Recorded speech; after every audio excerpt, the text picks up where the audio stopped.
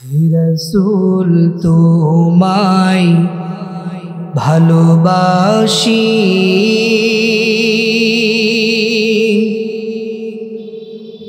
অন্তরে শুধুই মুখে না।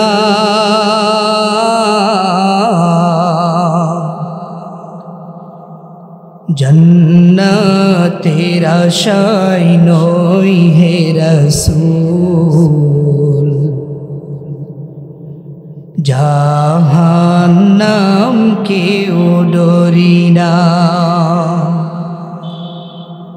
জান্নাতের আশায় নই হে রাসূল, জাহান্নাম কেউ ডরি না। তোমায় পাওয়ার আশায়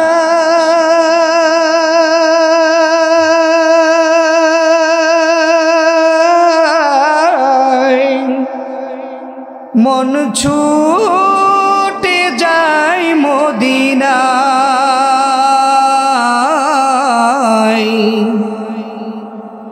তোমায় পাওয়ার আশায় মন ছুটে যায় মদিনায়।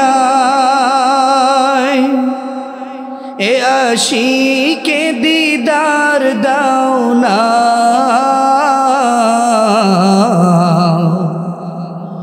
আর দূরে থাকিও না।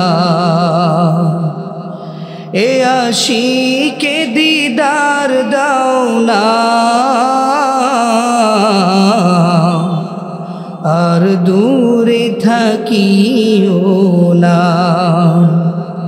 হে রাসূল তোমায় ভালোবাসি,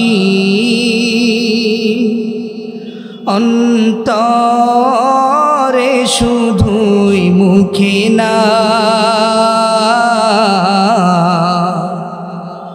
জান্নাতের আশায় নই হে রাসূল, জাহান্নাম কেউ ডরি না। তোমার ওই নাম শুনিলাম,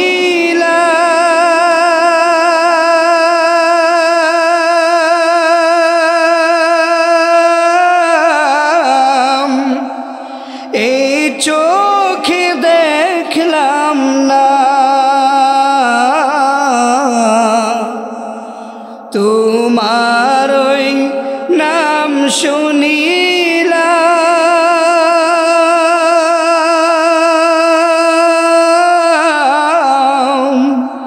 এই চোখে দেখলাম না।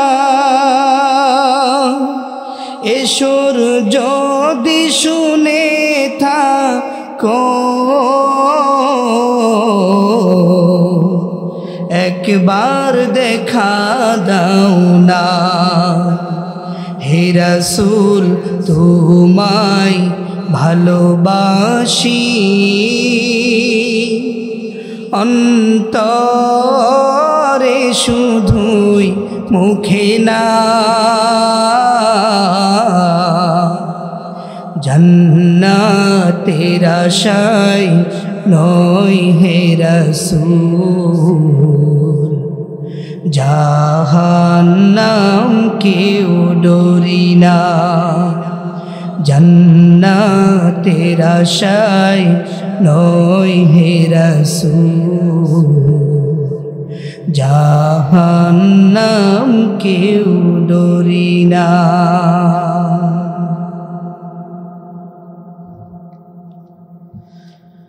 সম্মানিত উপস্থিতি, দারুল ওহী মাদ্রাসাতু দারুল ওহী আল ইসলামিয়া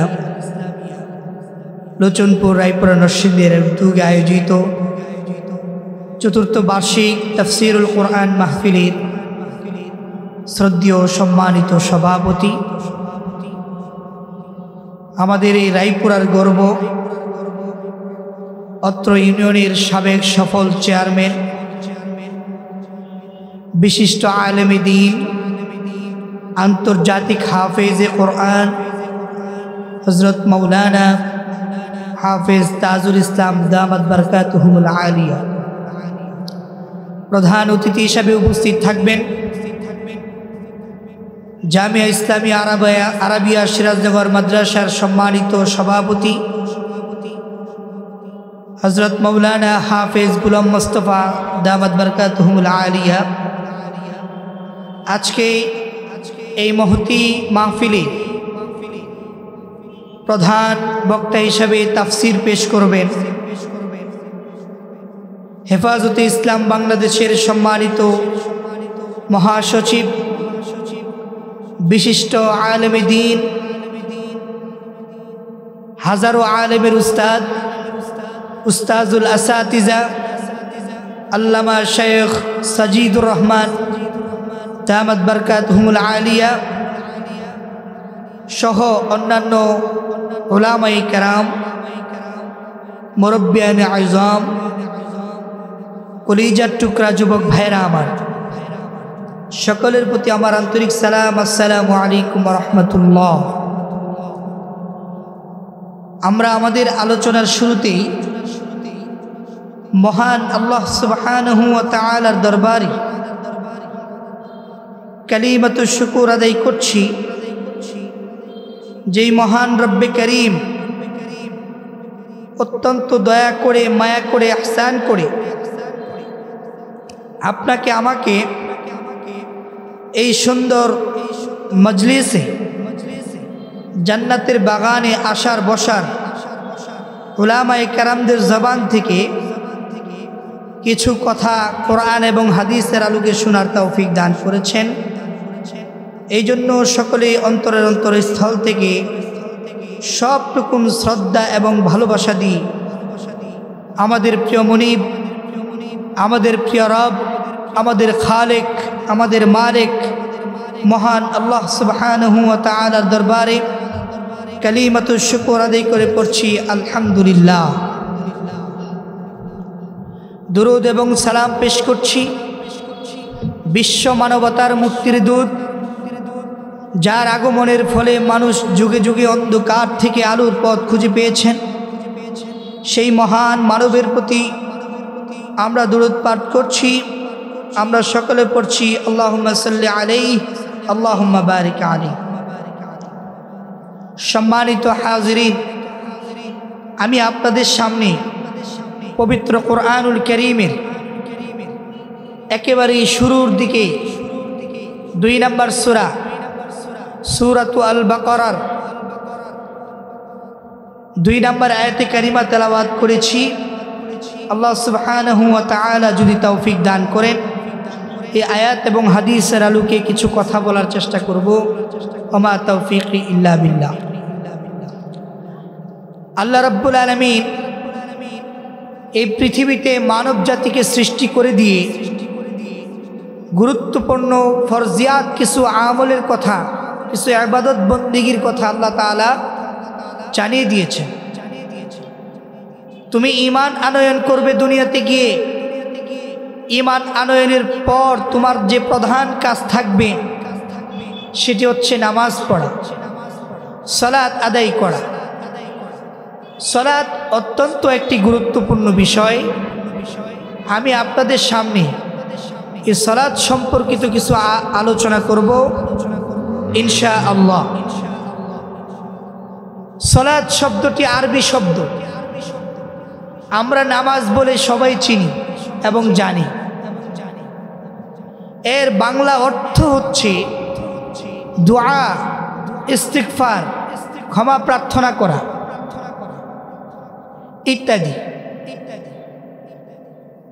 সালাত একটা মানুষ দুনিয়াতে আসার পর, ঈমান আনয়নের পর থেকে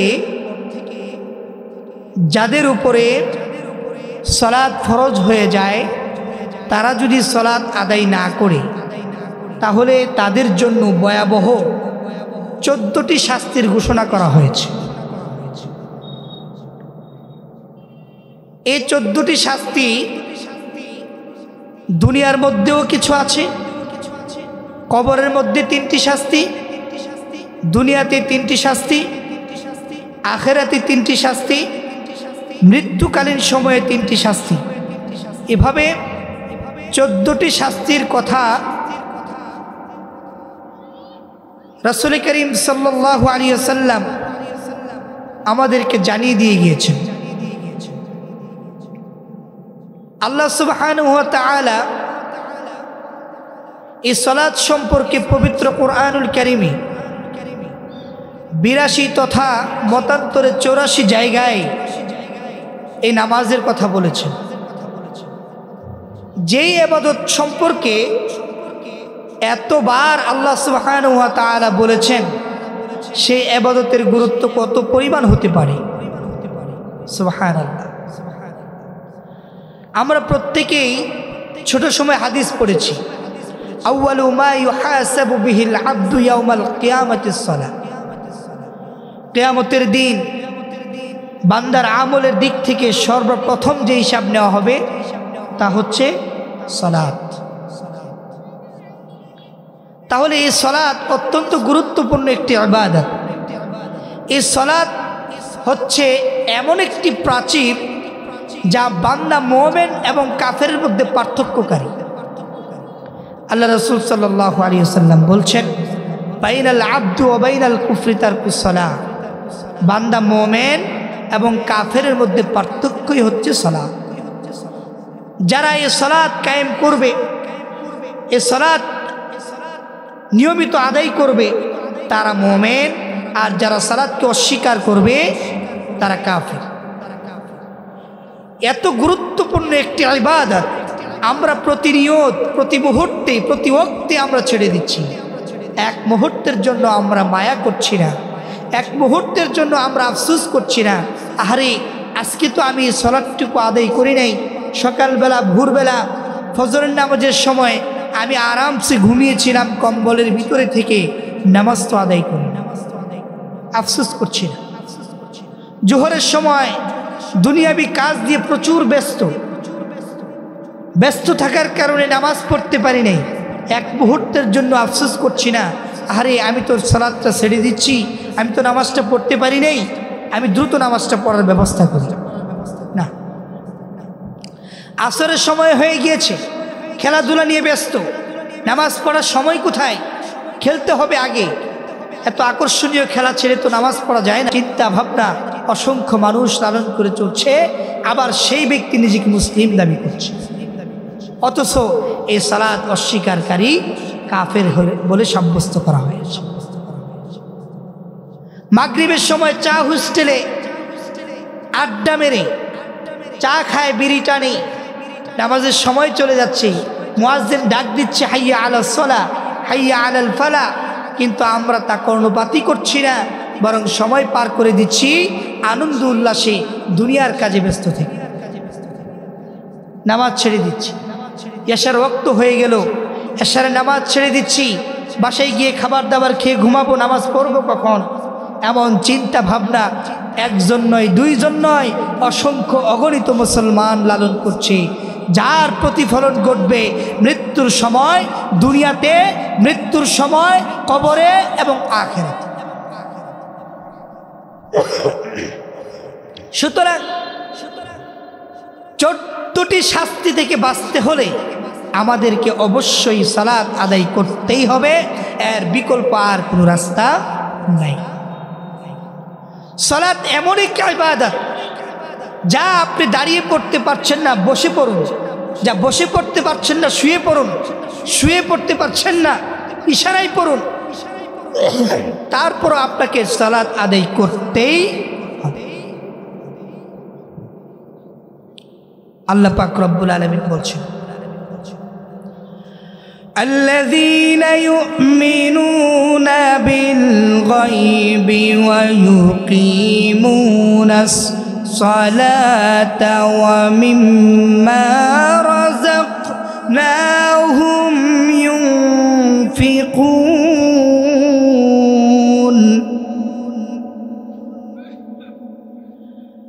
আল্লাহ রাব্বুল আলামিন তিনি জানিয়ে দিচ্ছেন আল্লাযীনা ইউমিনুনা বিল গায়ব, যারা আমি আল্লাহর অদৃশ্যের উপরে বিশ্বাস স্থাপন করে ওয়া ইউকিমুনাস সালাহ, তারা যেন সালাত আদায় করে, সালাত কায়েম করে। তার মানে আল্লাহর উপরে বিশ্বাস স্থাপন করার পর প্রথম কাজই হচ্ছে কি? সালাত আদায় করা।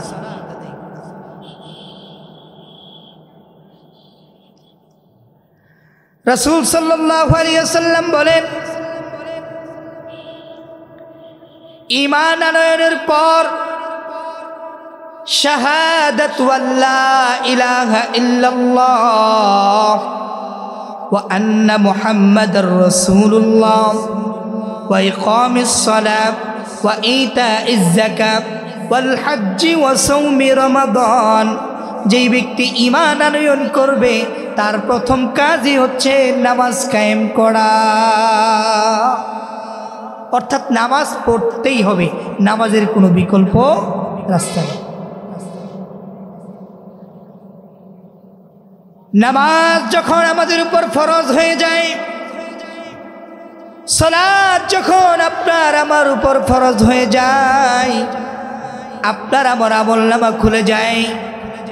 দুনিয়াতে যত ভালো কাজ করব, অন্যায় কাজ করব, যত ধরনের কাজ করব, আমার আল্লাহ পাক রব্বুল আলামিন আপনার আমার আমলনামার মধ্যে সব কিছু লিপিবদ্ধ করে দেয়, সব লিপিবদ্ধ হয়ে যায়। কি করছেন আপনি? নামাজের সময় কোথায় কোথায় পার করছেন, এ সবগুলো আল্লাহ পাক রব্বুল আলামিন আপনার সেই ঘরের মধ্যে একটা সুন্দর মেমোরি কার্ড সিস্টেম সুন্দর করে ফিটিং করে দিয়েছেন। সুবহানাল্লাহ। হাশরের ময়দানে আল্লাহ পাক রব্বুল আলামিন ওই মেমোরি কার্ডটাকে আপনার ভেতর থেকে বের করে এনে আপনার আমলনামা যখন আপনার হাতে তুলে দিবেন, আপনি আমলনামা হাতে নিয়ে দেখবেন একটা কিতাব আকারে আপনার আমলনামা আপনার হাতে আসবে। আপনার আমলনামা আপনার হাতে দিয়ে আল্লাহ পাক রব্বুল আলামিন বলবেন, ইকরা কিতাবাক, তোমার আমলনামা তুমি পড়ো। তোমার হাতে যে আমলনামা দেওয়া হলো, যে কিতাবটা দেওয়া হলো, এই কিতাবটা পড়ে পড়ে দেখো তুমি কি করেছো। আপনি আশ্চর্য হয়ে যাবেন, আশ্চর্য হয়ে যাবেন। এই কিতাবের মধ্যে লা ইগাদিরু সাগীরাতান ওয়ালা কাবীরাতান ইল্লা আহসাহা, আপনার জীবনে যত ছোট্ট অনুপরিমাণ ভালো কাজ করেছেন সেটাও লিপিবদ্ধ আছে, খারাপ কাজ করেছেন সেটাও লিপিবদ্ধ আছে। আপনার জীবনে ওয়ালা কাবীরাতান, আপনার জীবনে বড় বড় যত ভালো কাজ করেছেন তাও লিপিবদ্ধ করা হলো। আপনার জীবনে যত বড় বড় খারাপ কাজ করেছেন তাও কিতাবের মধ্যে লিপিবদ্ধ হয়ে যাবে।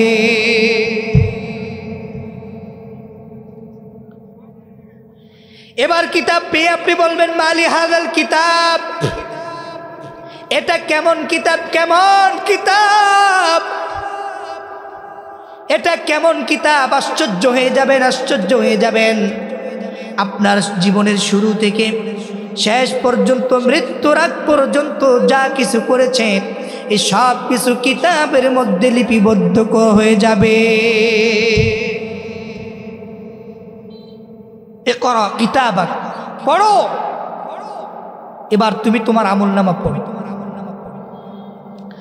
আপনার আমলনামা আপনি নিজে পড়ে দেখবেন, আপনি বুঝে যাবেন আপনি কি জান্নাতি হবেন না জাহান্নামে যাবেন। যদি জান্নাতে যান, জান্নাতি হয়ে যান, আপনার আনন্দের শেষ নাই, আপনার খুশির শেষ নাই। আপনার আনন্দ দেখে কি আনন্দে আত্মহারা হয়ে যাবেন, খুশিতে আত্মহারা হয়ে যাবেন, কারণ আপনি তো জান্নাতে চলে যাবেন। আপনার আমলনামা পড়ে আপনি বুঝতে পারবেন। আর যদি জাহান্নামে যান, জাহান্নামে যদি চলে যান, জাহান্নামী যদি হয়ে যান, আপনার আমলনামা পেয়ে আপনি কাঁদতে থাকবেন, চিৎকার করতে থাকবেন, আফসোস করতে থাকবেন, কেন দুনিয়াতে আল্লাহর ইবাদত বন্দেগী করলাম না, কেন আল্লাহর হুকুম মানলাম না, কেন নামাজ আদায় করলাম না, কেন আল্লাহর নবীর তরিকা অনুযায়ী চললাম না, কেন নবীর সুন্নত মানি নাই, কেন আল্লাহর বিধিবিধান মানি নাই, কেন আল্লাহর হুকুম মানি নাই, আল্লাহর হুকুম নামাজ কেন পড়ি নাই। মুয়াজ্জিন তো আমাকে প্রতিদিন 5 ওয়াক্ত সালাতে ডাক দিয়েছে, হাইয়া আলাস সালাহ, আমাকে মুয়াজ্জিন ডাক দিয়েছে, নামাজে আসো, নামাজে আসো, নামাজে আসো। আমি কেন নামাজে যাই নাই? যদি নামাজে যেতাম তাহলে আমার ভাগ্যে আজকে কল্যাণ বয়ে যেত। কারণ মুয়াজ্জিন তো আমাকে পরের শব্দই জানায় দিছে, নামাজে গেলে কি হবে, কি হবে, সালাত আদায় করলে কি হবে, এই মনে প্রশ্ন যদি জাগে, মুয়াজ্জিন তারপরে শব্দ জানায় দিছে, হাইয়া আলাল ফালাহ। তুমি যদি নামাজে আসো, তুমি যদি সালাতের মধ্যে আসো, আমার আল্লাহ পাক রব্বুল আলামিন তোমার জন্য কল্যাণ দান করে দিবেন। সুবহানাল্লাহ।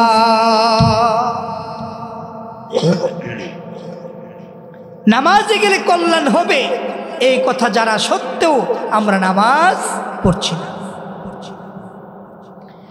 এবার জাহান্নামী ব্যক্তি জাহান্নামে যখন চলে যাবে, ওই জাহান্নামী ব্যক্তি জাহান্নামে চলে যাবে নামাজ না পড়ার কারণে। আর জান্নাতি ব্যক্তি জান্নাতে যাবে। জান্নাত এবং জাহান্নামী ব্যক্তিদেরকে এমন একটি সুযোগ করে দেয়া হবে, তাদের সাথে কথোপকথনের সুযোগ থাকবে। ওই জান্নাতি ব্যক্তি জাহান্নামী ব্যক্তিদেরকে ডেকে বলবে, ও জাহান্নামীরা, তোমরা কেন জাহান্নামে গেলে, তোমরা কেন জাহান্নামে গেলে? তখন তারা বলবে, ক্বালু লাম নাকু মিনাল মুসাল্লিন, আমরা তোমাদের সাথে মুসল্লি ছিলাম না, তোমাদের সাথে আজকে মুসল্লি ছিলাম না, যার কারণে আজকে আমরা জাহান্নামে আসছি। জাহান্নামী ব্যক্তিদেরকে শুধু এমনি ছেড়ে দেওয়া হবে না, বরং জাহান্নামী ব্যক্তিদেরকে কঠিন শাস্তির ব্যবস্থা তাদের জন্য রাখা হয়েছে। দুনিয়াতে ওই বেনামাজির জন্য 5টি শাস্তির ব্যবস্থা করা হলো। যদি কোনো ব্যক্তি তার জীবনে সালাত আদায় না করে, নামাজ না পড়ে, তার জন্য আল্লাহর নবী বলছেন তার জন্য দুনিয়াতে 5টি শাস্তির ব্যবস্থা রাখা হলো। নাম্বার 1, তার জীবন ও জীবিকার থেকে তার বরকত কেড়ে নেওয়া হবে। যে ব্যক্তি নামাজ পড়বে না, আল্লাহর অফুরন্ত নিয়ামত যারা ভোগ করছে, আল্লাহ পাক রব্বুল আলামিন তাদের থেকে আল্লাহ পাকের রিজিকের বরকত উঠায় নেওয়া হবে। রিজিক থেকে বরকত উঠে যাবে। খাবার খাবেন, স্বাদ লাগবে না, খাবার পাবেন না, কি আশ্চর্য পরিবেশ তৈরি হয়ে যাবে। 2 নম্বর শাস্তি, তার চেহারা হতে নেককার লোকদের নূর মুছে ফেলা হবে। তার চেহারা কত সুন্দর, আমার আল্লাহ পাক রব্বুল আলামিন কত সুন্দর করে একটা মানুষের চেহারা তৈরি করে দিলেন, আর সেই চেহারা দেখতে কত সুন্দর লাগে। সেই চেহারাওয়ালা, সুন্দর চেহারাওয়ালা মানুষদের কাছ থেকে আল্লাহ পাক রব্বুল আলামিন আস্তে আস্তে তাদের চেহারা থেকে নূর উঠায় নেবে। তাদের চেহারার মধ্যে তাকাইলে আর ভালো লাগবে না, তাদের চেহারার মধ্যে একটা কুৎসিত ছাপ পড়ে যাবে, চেহারার মধ্যে একটা মলিনতা পড়ে যাবে, তাকাইলে আর ভালো লাগবে না। দেখবেন কোনো কালো কুৎসিত মানুষও যদি 5 ওয়াক্ত নামাজ পড়ে, আল্লাহর হুকুম আহকাম মানে, ওই ব্যক্তির চেহারার মধ্যে তাকাইলে ওই চেহারার মধ্যে কেমন জানি একটি নূর ঝলমল ঝলমল করে। সুবহানাল্লাহ। তার চেহারার মধ্যে নূর ঝলমল করবে, যদিও সেই লোকটা কালো। যারা নামাজ পড়ে দেখবেন তাদের সাথে উঠতে বসতে, তাদের সাথে খাইতে চলতে ফিরতে সব কিছু দেখতে খুব ভালো লাগে, কারণ সেই ব্যক্তি নামাজ পড়ে, তার মধ্যে কোনো মলিনতা নাই, তার মধ্যে কোনো অশৃঙ্খলতা নাই, কোনো দুর্গন্ধ নাই, তার মধ্যে কোনো নাপাকি নাই, সে সব সময় পবিত্র থাকে। সুবহানাল্লাহ। নাম্বার 3, ওই বেনামাজি ব্যক্তি যতই নেক কাজ করুক, যত নেক কাজ করুক, যে কোনো নেক কাজ করুক, তার আমলনামা আল্লাহ পাক রব্বুল আলামিনের কাছে পৌঁছাবে না। আল্লাহ পাক রব্বুল আলামিন ওই নেক কাজের বদলেতে তাকে কোনো সওয়াব দান করবেন না। কারণ নামাজ এমন এক ইবাদত, বাইনাল আবদি ওয়া বাইনাল কুফরি তারকুস সালাহ, বান্দা মুমিন এবং কাফিরের মধ্যে পার্থক্যই হচ্ছে নামাজ। নামাজ তো ছেড়ে দিচ্ছেন, নামাজ পড়েনই না, আল্লাহ আপনার বাকি দোয়া কবুল করবেন কিভাবে? আপনার নেক আমল কবুল হবে তখন যদি আপনার নামাজ কবুল হয়ে থাকে। কারণ আউয়ালু মা ইউহাসাবু বিহিল আবদু ইয়াউমাল কিয়ামাতিস সালাহ, বান্দার আমলের দিক থেকে হাসরের ময়দানে সর্বপ্রথম নামাজের হিসাব দেওয়া হবে। নামাজ যদি আপনি হিসাব দিতে পারেন, নামাজ যদি কবুল হয়, পরবর্তী হিসাবগুলো আপনার জন্য সহজ হয়ে যাবে। সুবহানাল্লাহ। আর যদি নামাজ কবুল না হয়, পরবর্তী আর কোনো আবেদন, কোনো ইবাদত বন্দেগী আল্লাহর কাছে গ্রান্টেড হবে না। 5 নাম্বার হচ্ছে নেককারদের দোয়ায় তার কোনো অংশ থাকে না। বেনামাজি ব্যক্তি, সে নামাজ পড়ে না, কিন্তু তার বাড়িতে বছরে বছরে হুজুরে না দাওয়াত দিয়ে খাওয়ায়, আছে রে না? নিজে নামাজ পড়ে না, দৌড়ায় হুজুরের কাছে এসে মা বাবার জন্য প্রতি বছরে বছরে একবার দোয়া চাই, আছে না?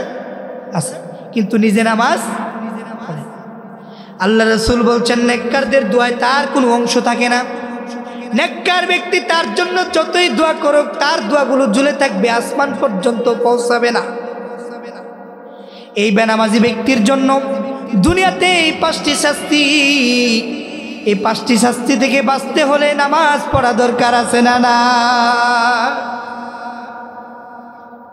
এই বেনামাজি মৃত্যুকালীন আরো 3টি শাস্তির সম্মুখীন হয়ে যাবে। নাম্বার 1, বেনামাজি ব্যক্তি মৃত্যুকালীন অবস্থায় অপমানিত ও লাঞ্ছিত অবস্থায় মৃত্যুবরণ করবে। অপমানিত এবং লাঞ্ছিত অবস্থায় মৃত্যুবরণ করবে। নাউজুবিল্লাহি মিন যালিক। একটা মানুষ যদি অপমানিত অবস্থায়, লাঞ্ছিত অবস্থায় মৃত্যুবরণ করে, আর ওই মানুষটার প্রতি মানুষ কতটাই ঘৃণা জন্মাবে যে এই লোকটা নিতান্তই খারাপ লোক ছিল, এই লোকটা অন্যায়কারী ছিল, এই লোকটা মানুষের প্রতি জুলুম করত, এমনিভাবে মানুষ তাকে লাঞ্ছিত করবে, অপমানিত করবে। ঠিক কিনা বলেন? এই জন্য অপমানিত লাঞ্ছিত মৃত্যু থেকে বাঁচতে হলে নামাজ পড়া দরকার আছে না নাই? আরো জোরে কোন আছে না নাই? 2 নাম্বার শাস্তি, ওই ব্যক্তি ক্ষুধার্ত অবস্থায় মৃত্যুবরণ করবে। ক্ষুধার্ত, এমন ক্ষুধা লাগবে কিন্তু খেতে পারবে না, ক্ষুধা লাগবে কিন্তু তার খাবার তার কপালের মধ্যে জুটবে না। ভয়ঙ্কর পরিবেশ তৈরি হয়ে যাবে। মানুষ যখন অধিক পরিমাণ ক্ষুধা লেগে যায়, মানুষ তখন পাগলের মতো ছুটতে থাকে, সামনে যা পায় তাই খেতে চায়।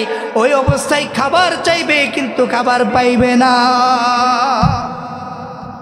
খাওয়ার মতো কোনো পরিবেশ তার থাকবে না। মৃত্যুর ভয়ঙ্কর পরিবেশ তখন দেখা দিবে। 3 নাম্বার হচ্ছে ওই লোকটা চরম তৃষ্ণার্ত অবস্থায় মৃত্যুবরণ করবে। বুঝেন তো, পানির তৃষ্ণা লাগবে, এমন তৃষ্ণা লাগবে, ওই লোক এমন তৃষ্ণার্ত অবস্থায় থাকবে, মনে হবে যেন গোটা পৃথিবীর সমস্ত সমুদ্রের পানিগুলো তার গলার মধ্যে দিয়ে দিলেও তারপরও তার তৃষ্ণা মিটবে না। নাউজুবিল্লাহি মিন যালিক। কি ভয়ঙ্কর পরিবেশ তৈরি হবে! এমন তৃষ্ণা থাকবে, গোটা পৃথিবীর সমস্ত পানিগুলো তার গলার ভিতরে ঢেলে দিলেও মনে হবে তার এই তৃষ্ণা মিটবে না। তাহলে কতটা ভয়ঙ্কর শাস্তি চিন্তা করতে পারেন? নাউজুবিল্লাহি মিন যালিক। এই জন্য মৃত্যুর সময় আরো 3টা শাস্তি থেকে বাঁচতে হলে নামাজ পড়া দরকার আছে না নাই? আরো আসতে কম দরকার আছে না নাই? করতে হবে। বেনামাজির জন্য কবর দেশের মধ্যে আরো 3টা শাস্তির ব্যবস্থা। কয়টা? 3টা। পদে পদে শুধু বিপদ আর বিপদ, পদে পদে শুধু শাস্তি আর শাস্তি, পদে পদে শুধু শাস্তি আর শাস্তি। বেনামাজি ব্যক্তি মৃত্যুবরণ করলো, তাকে কবরের মধ্যে শুয়ে দিয়ে আসলো। ওই কবরের মধ্যে তার জন্য কোনো শান্তি নাই, শাস্তি আর শাস্তি, শান্তির কোনো লেশ নাই। মৃত্যুবরণ করার পর যখন কবরের মধ্যে শুয়ে দিয়ে আসবে, ওই কবরের মধ্যে যখন শুয়ে দিয়ে আসবে, তখন তার জন্য ওইখানে 3টা শাস্তির ব্যবস্থা থাকবে। নাম্বার 1, তার কবরটাকে একেবারে সংকীর্ণ করে দেওয়া হবে। কবর এমন এক জগতের নাম, কবর এমন এক জগতের নাম, কবর এমন এক ভয়ঙ্কর জগতের নাম, যেই কবরের মধ্যে আমল ছাড়া যদি আপনি প্রবেশ করেন, ওই কবর আপনাকে চিনবে না। আপনি কি ধনী মানুষ ছিলেন না গরিব মানুষ ছিলেন, আপনি কি কালো মানুষ না ফর্সা মানুষ, আপনি কি লম্বা মানুষ না খাঁটি মানুষ, আপনি কি নেতা না প্রজা, আপনি কি প্রধানমন্ত্রী না ওই দেশের নাগরিক, এই সমস্ত জিনিস চিনার মতো কোনো খবর ওই কবরের থাকবে না। কবর চিনবে নেক আমল আর বদ আমল। নেক আমল নিয়ে যাবেন, কবর আপনাকে স্বাচ্ছন্দ্যে রাখবে, আর বদ আমল নিয়ে যাবেন, কবর আপনাকে শাস্তি দেওয়া শুরু করে দিবে। কবরটা সংকীর্ণ হয়ে যাবে। কেমন সংকীর্ণ রে ভাই! কবর 2 দিক থেকে এমন ভাবে চাপ দিবে, কবর 2 দিক থেকে চাপ দিয়ে সংকীর্ণ করে দিবে। ডান পাজরের হাড়গুলো বাম পাজরে চলে আসবে, বাম পাজরের হাড়গুলো ডান পাজরে চলে আসবে। কি ভয়ঙ্কর পরিবেশ!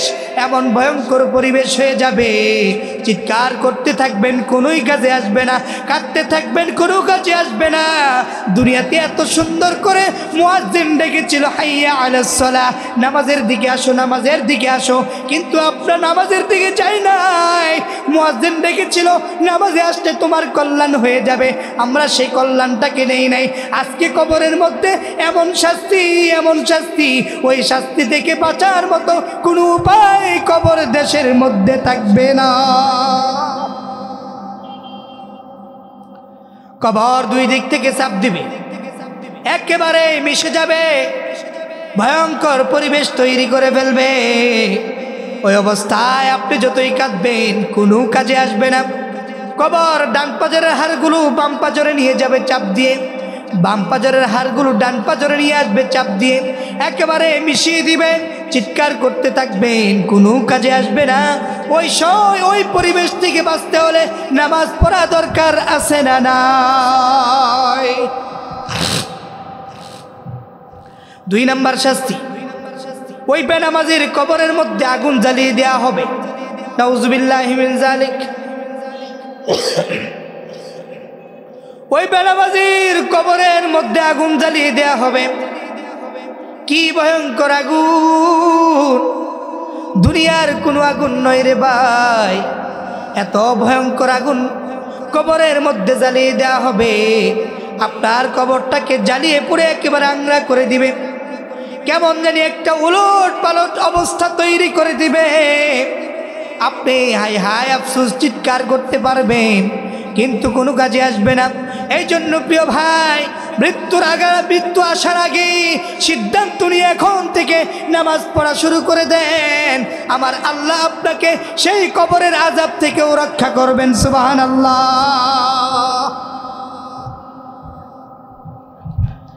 3 নম্বর শাস্তি, ওই বেনামাজির কবরের মধ্যে 3 নম্বর শাস্তি হবে। ওই বেনামাজির কবরের মধ্যে একটি ভয়ঙ্কর বিষধর সাপ, বিশাল বিশাল আকৃতির এক অজগর সাপ তার কবরের মধ্যে তৈরি করে দেওয়া হবে। ওই সাপ প্রতি মুহূর্তে আপনাকে সুবল দিতে থাকবে। এক একটি সুবল এত পাওয়ারফুল হবে রে ভাই, এক একটি সুবল এত পাওয়ারফুল হবে, যে পাওয়ারফুলে আপনি 70 গজ পর্যন্ত মাটির তলায় চলে যাবেন। কি ভয়ঙ্কর পরিবেশ তৈরি হয়ে যাবে, কি ভয়ঙ্কর পরিবেশ তৈরি হয়ে যাবে! চিৎকার করতে থাকবেন।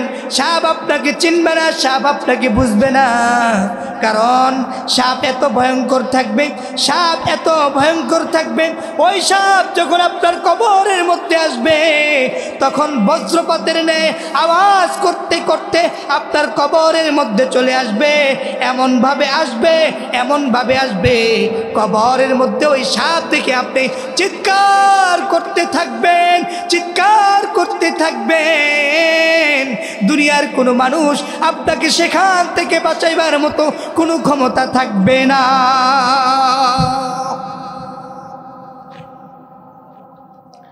এত বিশাল শাস্তি কবরের মধ্যে থাকবে। ওই কবরের শাস্তি থেকে বাঁচতে হলে দুনিয়াতে বেঁচে থাকা অবস্থায় নামাজ পড়া দরকার আছে না নাই?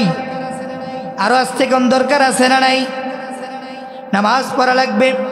শুধু তাই নয়, শুধু তাই নয়, এ বেনামাজির জন্য আরো 3টি শাস্তির ব্যবস্থা থাকবে কিয়ামতের ময়দানে। কিয়ামতের ময়দানে আরো 3টি শাস্তি। কত শাস্তি আর শাস্তি! এত শাস্তির কথা জানার পরও যে ব্যক্তি নামাজ না পড়বে তার চাইতে পড়া কপাল্লা মানুষ আল্লাহর জমিনে আর একটাও হতে পারে। আমরা তো দুনিয়ার কাজকে প্রাধান্য দেই। যে আল্লাহ আপনাকে আমাকে এত এত নিয়ামত দি, আপনাকে আমাকে দুনিয়াতে লালন পালন করছেন, সেই মহান স্রষ্টাকে আমরা 24 ঘন্টার ভিতরে মাত্র 5 বার 10 মিনিট করে হলেও মাত্র 50 মিনিট সময়, এইটুকু সময়কে আমরা আল্লাহর জন্য দিতে পারি না?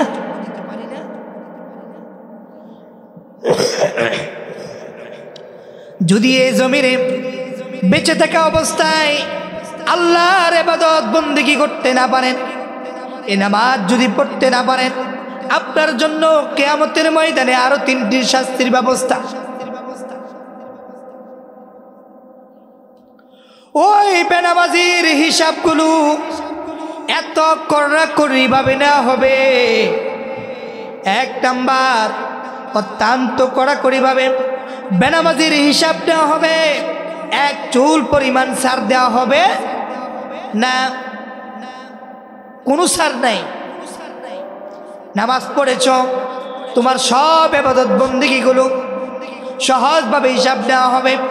নামাজ পড়ো নাই, তোমার হিসাব নিকাশগুলো কড়াকড়ি করা হবে, যার্রা যার্রা পরিমাণ তোমার হিসাব নেওয়া হবে। এখন বলুন তো বন্ধু, যার্রা যার্রা পরিমাণ হিসাব যদি আপনার আমার আমলনামা নেওয়া হয়, আল্লাহ পাক যদি আপনাকে আমাকে হাসরের ময়দানে কড়াকড়ি ভাবে হিসাব দিয়ে তার আওতায় দাঁড় করায়া দেয়, তাহলে আমরা কি জীবনের হিসাব দিয়ে জান্নাতে যেতে পারবো নাকি?